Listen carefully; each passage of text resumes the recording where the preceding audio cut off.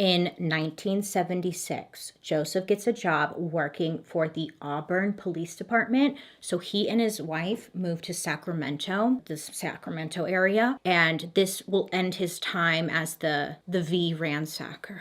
Just because he moved, though, doesn't mean his crime stopped. No. Starting in June of 1976, he would be given the name the East Area Rapist. So he ups it a notch. Sometimes he would spend his time just ransacking closets and drawers, eating food in the kitchen or drinking their beers.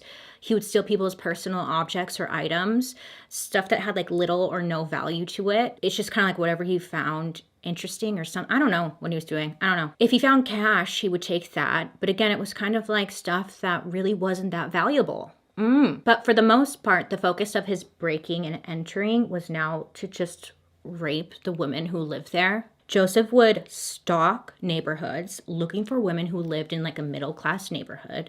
He would specifically look for women who lived alone in a one-story house, usually near a school or a creek or like something next to a trail, an open space that would allow him to make a quick escape while staying off of the street. The night before this person's house would be attacked, they would report hearing something in the bushes, like someone was kind of lurking around or something.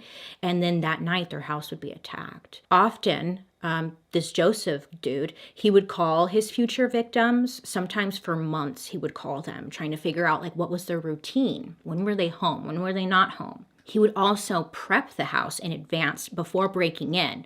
So when they were gone, he would break in and unlock windows, unload guns, stash like things to tie women up with around the house. That way, when he broke in and did his attack, it would be a lot easier because he knew the situation was controlled. Creepy. Well, when the night finally came, he would then break in through a window or a sliding glass door, sneak into the bedroom. He would wake up his victim, threaten them, like hold a flashlight in their face, threaten them with a handgun. He would then tie her up with either shoelaces or something he brought with him, and then blindfold and gag them. In the beginning, Joseph preferred single women, although sometimes they would have kids. But then an article mentioned that this mysterious raper was in the area, right? And this person never seemed to attack a house that had a man in it. Well, I guess Joseph was reading this article and he's like, hey, that's interesting. I'll take the physical challenge. So he decides, you know what? I'm going to switch gears a little bit and now I'm going to attack couples. Oh, yes, they think I can't do it. I'm going to do it now. So he took that as a literal challenge. Great. So he sees this as a challenge and he decides to switch gears. Now he's like, I'm going to break into houses that have, a man and a woman. So Joseph, he would do that, and then he would wake both of them up, force the victim to tie their partner up, and then Joseph would tie up the other one, the husband and wife. After the couple was tied up, before leaving the bedroom, he would turn the guy on his stomach or make the guy lay on his stomach, place a stack of dishes on the guy's back. And this was, again, kind of like an alarm system set up. And he would tell the guy, like, listen, if I hear any noises come from these dishes, I'll come back and I'll kill everybody in this house. So, of course, like, terrified, they're not going to move. And then after that, he would take the woman into the living room and then rape her, knowing that like the poor guy's listening in the other room. And it's just all sorts of disturbing. So gross. So once Joseph was done, he would then sneak out quietly, and his victims, they would still be like tied up and stuff, and they wouldn't know if he left or not. And they were too afraid to move, thinking, well, what if he's still in the house and he hears like the dishes move? He's going to come back and kill us. So a lot of them would just lay there for hours, not knowing if he was still in the house or not. Just torture. But when he did leave, Joseph usually would like leave on foot, or he would bring a bicycle or steal a bicycle. I just think of like the Wicked Witch, but that's not the point. But he just always stayed off the street. Like a bicycle. This crazy murderer on a bicycle. It just is, it just doesn't sound right. There was a couple of times where Joseph was spotted and someone tried to shoot him, but he always got away. Well, obviously, because this guy's well trained. He's like a freaking police officer and shit. So word is getting out on the street or within the community that there's a serial rapist going around. And obviously a lot of people are concerned. So they end up holding a town hall meeting. During this meeting, a guy stood up and he's like, if he comes to my house, I'll kill him. Well, I guess Joseph must have been at the meeting, like hiding in plain sight, because that man and his family were the next victims of the East Area rapist. Fucking A, man. So on March 18th, 1977, the Sacramento County Sheriff's Office received 3 phone calls from a guy claiming to be the East Area rapist. The first 2 calls were like 15 minutes apart. One was at 4:15 and the next was at like 4:30 p.m. And on the calls, the man was just laughing and then hung up. And then on his third call, which was at 5 o'clock p.m., whoever was on the phone was like, I'm the East Side rapist, and like I have my next victim already stalked and you guys can't catch me. Just a total loser, wanting attention. What is he doing? Now, unfortunately, no one recorded these calls, okay? And they were never confirmed to be Joseph on the other end of the call, but many think it was. But that very night that the phone calls happened at like 10:45 p.m., another woman was attacked.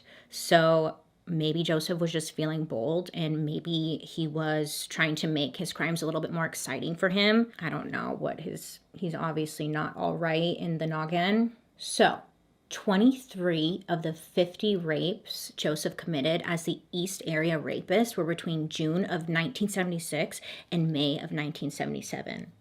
8 of them happened after those phone calls. Then, oddly enough, for some reason, no one knows why, Joseph took a 3-month break before starting up again in September. Maybe him and his wife went on like a vacation. Yeah, summer vacation or something. Or maybe he was trying to lay low. Who knows? But he disappeared for like 3 months. When Joseph did start back up again, he mostly stayed in Sacramento, but then in March of 1978, he started to hit like neighboring counties. He would hit like Stockton and Modesto, California, just to mix things up a bit. His pattern seemed to be changing consistently, and it was just making it harder for police to know like where this guy is going to hit next. December 2nd, 1977, a man claiming to be the East Area rapist called the Sacramento Police Department saying something along the lines of, "You're never gonna catch me. I'm the East Area rapist, you dumb fucks. I'm gonna fuck again tonight. You should be careful." That's what he said. Not me. That's what he said. And he did just that. At 11:30 p.m., he struck again. He was busy. Then shortly before 10 p.m. on December 10th, 1977, authorities received 2 identical phone calls where the guy on the other end of the line was like, "I'm going to hit tonight, Watts Avenue." Fortunately, cops were able to record both of these calls. Great. They confirmed that the caller was the same person from the December 2nd call. Finally, making a little progress here. Now, there was no record of an attack that night, but at 2:30 a.m., police were patrolling and spotted a masked man riding a bicycle on the Watt Avenue Bridge. So at 4:30 a.m., they saw the same person again, but this time he didn't have a bicycle. He was like running. He was just running away. So despite the increased patrol, cops still couldn't catch this guy if it was Joseph. But maybe they were at least able to stop him from attacking that night. Trying to stay positive here. But yeah, they see him and they couldn't get him. They see him twice and they weren't able to get him. The police department and the sheriff's office, they weren't the only ones that were in contact with someone claiming to be the East Area rapist. Oh, nay. Of course not. This man wants attention. You see, what happened is in December of 1977, a poem titled, quote, "Excitement's Crave," end quote, was sent to the mayor's office, the local news station, and the daily newspaper, the Sacramento Bee. And honestly, it's not very poetic. So he was writing now poetry about his work, and he's now a poet, and we didn't even know it. Not only is he a rapist, he's also into poetry. So then some of Joseph's victims that he already attacked, they were getting phone calls, okay? So on December 9th, the night before he called to tell the cops that he was going to attack someone on Watt Avenue. Someone reached out to the previous victim saying, "Merry Christmas, it's me again." It was him. He like called one of his previous victims to tell them Merry Christmas just to freaking torture them. Special kind of fucked up. So now he's just torturing his previous victims. Like, could you imagine? No. He did this with a couple of his previous victims. I guess when he would call these victims, he would like, his voice was very low. He would be whispering and it was just super creepy. Yeah, especially if you were just attacked. I'm sure it's super creepy. You'd be like, what the fuck? You just attacked me, now you're harassing me? Get a goddamn life. Great, so that's what he's doing. He's calling people up because he's bored. Okay, remember, he's married, Joseph, he's married. How does his wife not suspect something? Does he seem a little bit more agitated, angry? Is he coming home with like weird collectibles? She didn't notice anything? Okay, well, on January 6th, a phone call comes in again, claiming to be the East Area rapist. And he calls into the, it's like a counseling hotline where they help people who need some counseling. So this person calls in, says, "I'm the East Area rapist. Hi, it's me." And tells the person on the other end, like, "I have a problem and I need help because I don't want to do this anymore." And then after the short conversation, this caller just randomly said, "I think you're tracing this call," and then hung up. If it was Joseph, maybe the fear of being caught outweighed the desire to get help. Maybe he was drunk. Maybe he was actually feeling some kind of remorse over the choices he was making. I guess we'll never know, really.